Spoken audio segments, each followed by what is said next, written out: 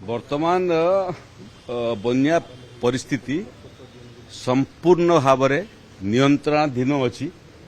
ओडिशार दुईटा जिला मयूरभंज एवं बालेश्वर ये दुईटा जिला को रेड वार्निंग इश्यू होता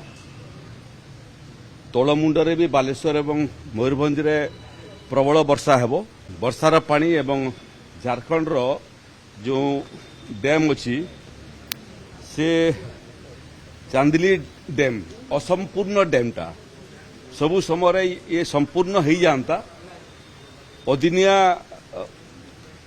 वर्षारे बालेश्वर मयूरभंज रे बन्या हुंता नहीं झारखंड सरकार संगे आम संपर्क रे अच्छु प्रयास करुचु जे चांदिली डैमटा जदि संपूर्ण हो जाता ताले आमे एठी बन्यार प्रकोप मध्य बहुत कम हो जाता बुढ़ा बड़ंगर जलपतन कमिबारे लागिछि सुवर्णरेखार जलपतन अल्प अल्प बढ़िबारे लागिछि किंतु उभय जिल्ला रे